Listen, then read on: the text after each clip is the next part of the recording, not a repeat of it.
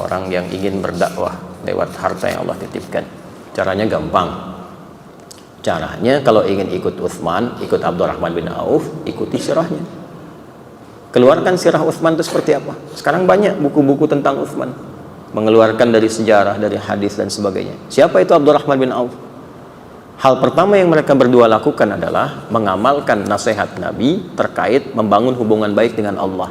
Jadi Utsman, Abdurrahman bin Auf itu dua-duanya sama-sama diajak Abu Bakar As-Siddiq, dan sama-sama termasuk golongan 40 orang yang masuk Islam pertama kali, masuk as-sabiqunal awwalun. Yang pertama dilatih oleh Nabi bukan teori bisnis, tapi membangun hubungan baik dengan Allah yang menguasai segalanya. Yang punya rezeki siapa? Teorinya kan begitu. Yang punya kemudahan solusi siapa? Allah. Pengentas kesulitan siapa? Allah. Sekarang Anda ingin mendapatkan limpahan rezeki, pengen bisnisnya lancar, nggak terjebak dengan kesulitan yang sulit diatasi, tapi jauh dari Allah. Bagaimana itu bisa selesai? Karena itu kalau ada orang-orang yang jauh dari Allah dan dia mengandalkan kekuatan dirinya, kadang-kadang dibiarkan oleh Allah. Ayo, sampai kamu merasa mampu itu. Sampai akhirnya lisan Anda berkata, ya Allah. Oh, kan? Ya, karena itu apa yang terjadi? Yang mereka bangun adalah hubungan baik dengan Allah dulu, perbaiki salat. Dicek di kitabnya At-Tibyan fi Adab Hamalatil Quran, Al-Imam An-Nawawi itu sampai merangkum kebiasaan Utsman bin Affan, Abdurrahman bin Auf, Tamim Ad-Dari. Apa kebiasaan mereka? Tidak pernah meninggalkan tahajud dan dekat dengan Quran. Itu sampai mereka sukses pun, ketika di Madinah itu sukses bisnisnya, tidak ada yang melampaui kegembiraan mereka kecuali menunaikan sholat tahajud di malam hari sampai khatam Al-Quran. Jadi itu sesibuk-sibuknya masih sempat tahajud, sesibuk-sibuknya. Makanya kekayaannya dianggap biasa oleh mereka. Abdurrahman bin Auf itu pekerjaannya sebulan itu kalau dari hasil penghasilannya itu masih bisa dibagi dengan penduduk Madinah. Sepertiga dari penduduk Madinah itu ada yang dibantu oleh beliau untuk dilepaskan dari utang-utangnya. Sepertiganya lagi diberikan pinjaman modal untuk berusaha. Sepertiganya lagi yang tidak punya kemampuan keras untuk bekerja disantuni. Jadi semua penduduk Madinah itu mendapatkan bagian dari santunan Abdurrahman bin Auf. Ya, Abu Talhah itu paling kaya di Madinah, tapi ketika dibutuhkan oleh agamanya apa aja bisa diinfakkan. Utsman gak usah ditanya.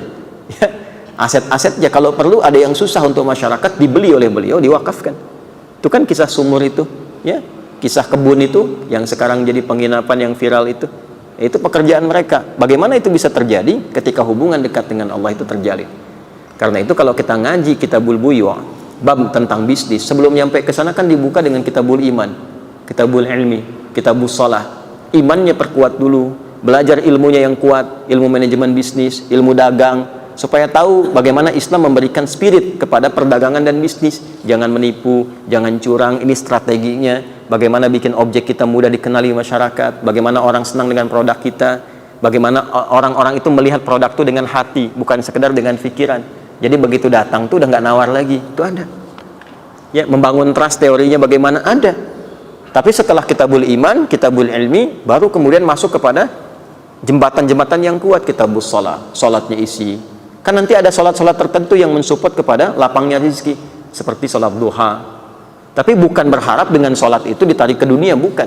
Otomatis tuh kalau sholatnya benar, Allah lapangkan rezekinya. Ada yang terkait dengan perlindungan. Jangan dikira bisnis ataupun bahkan berdagang akan sepi saingan. Kadang-kadang teorinya, ini di Quran isyaratnya sampai di hadis, akan ada persaingan-persaingan yang kadang-kadang kasar sifatnya. Ada yang ingin menjatuhkan, menyingkirkan, bahkan ingin menzalimi. Itu akan ditemukan. Ya, orang Yahudi itu kan dendamnya kepada Nabi saat di Madinah. Salah satunya karena faktor bisnis. Di ekonomi, Nabi membuat stabilitas harga supaya masyarakat mendapatkan keadilan sosial dalam konteks berekonomi, supaya stabil. Mereka bersikap monopoli tadinya. Sudah 600 tahun berhasil monopoli di sana. Distabilkan lagi oleh Nabi, marah mereka. Ya, ketika marah itu merasa bisnisnya terganggu, padahal Nabi ingin menerapkan keadilan sosial pada masa itu. Maka dibuatlah kemudian makar-makar dan sebagainya. Dibiayai orang-orang tertentu untuk menyakiti Nabi. Itu bisa terjadi. Nah, nanti ada teori-teorinya. Seperti apa supaya dilindungi? Tahajud itu mendatangkan perlindungan dari Allah, bahkan membimbing Anda untuk bersikap proporsional dan profesional. Nanti ada di Quran surah ke-17 ayat ke-79 sampai 81, termasuk 4 keutamaannya. Rabbi adkhilni mudkhala sidqin wa akhrijni mukhraja sidqin waj'alni min ladunka sultanan nasira.